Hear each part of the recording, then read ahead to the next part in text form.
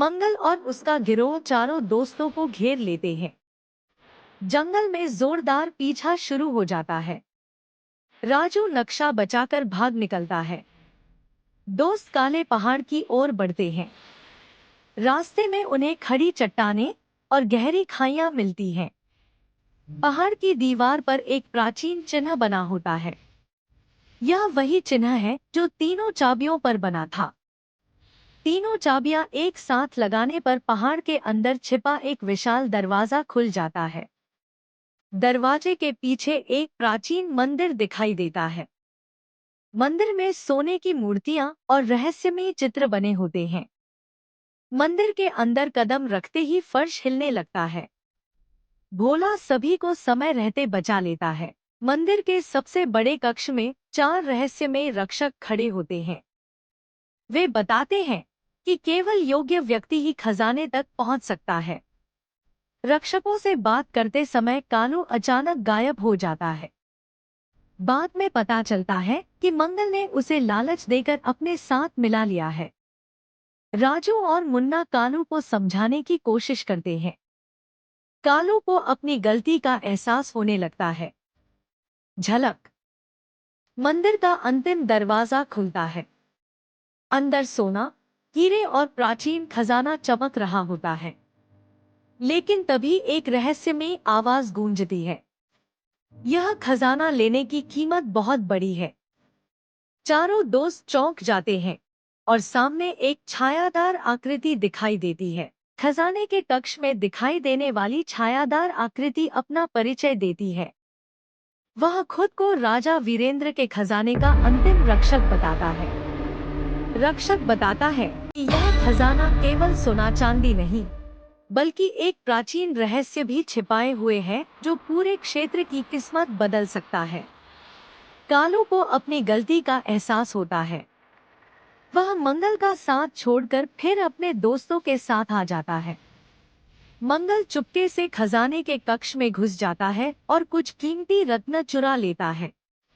जैसे ही रत्न अपनी जगह से हटते हैं, पूरा मंदिर हिलने लगता है। दीवारों में दरारें पड़ने लगती हैं। रक्षक दोस्तों को एक गुप्त सुरंग का रास्ता दिखाता है। वह कहता है कि असली रहस्य सुरंग के अंत में छिपा है। सुरंग के अंदर घना अंधेरा होता है। रास्ते में उन्हें पुराने शिलालेख और रहस्यमय चिन्ह दिखाई देते हैं। सुरंग के अंत में एक पत्थर के कमरे में उन्हें एक विशाल पुस्तक मिलती है। उसमें प्राचीन ज्ञान और खजाने का इतिहास लिखा होता है। मंगल चोरी किए गए रत्नों के साथ भागने की कोशिश करता है, लेकिन एक जाल में फंस जाता है। उसके साथी भी उसे छोड़कर भाग जाते हैं। पुस्तक के आखिरी पन्ने पर एक नया नक्शा बना होता है। उसमें सूर्य द्वीप नाम की एक रहस्यमय जगह का उल्लेख होता है। राजू धीरे से कहता है, लगता है हमारी असली यात्रा अब शुरू हुई है। चारों दोस्त नए साहसिक सफर के लिए तैयार हो जाते हैं। राजू, मुन्ना, मंगल और उसका गिरोह चारों दोस्तों को घेर लेते हैं। जंगल में जोरदार पीछा शुरू हो जाता है। राजू नक्शा बचाकर भाग निकलता है। दोस्त काले पहाड़ की ओर बढ़ते हैं। रास्ते में उन्हें खड़ी चट्टानें और गहरी खाइयां मिलती हैं। पहाड़ की दीवार पर एक प्राचीन चिन्ह बना होता है। यह वही चिन्ह यात्रा के दौरान अचानक भयंकर तूफान आ जाता है। जहाज बुरी तरह हिलने लगता है, लेकिन दोस्त मिलकर उसे संभाल लेते हैं। रात के अंधेरे में उन्हें एक पुराना सुनसान जहाज दिखाई देता है। जहाज पर कोई इंसान नहीं होता, लेकिन अजीब आवाजें सुनाई देती हैं। भूतिया जहाज पर उन्हें एक पुरानी डायरी मिलती है।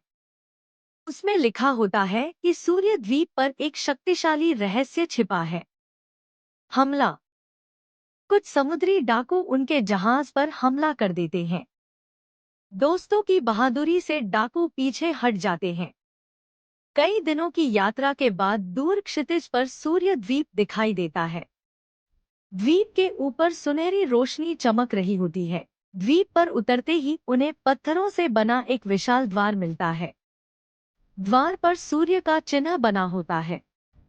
द्वार के पीछे एक भव्य सूर्य मंदिर दिखाई देता है।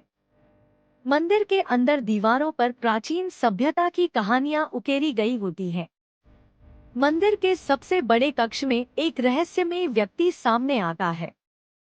वह अपना नाम शेर खान बताता है और कहता है, जिस खजाने की तलाश तुम कर रहे हो वह अब मेरा होगा। चारों दोस्त समझ जाते हैं कि उनके सामने अब पहले से भी अधिक खतरनाक दुश्मन खड़ा है।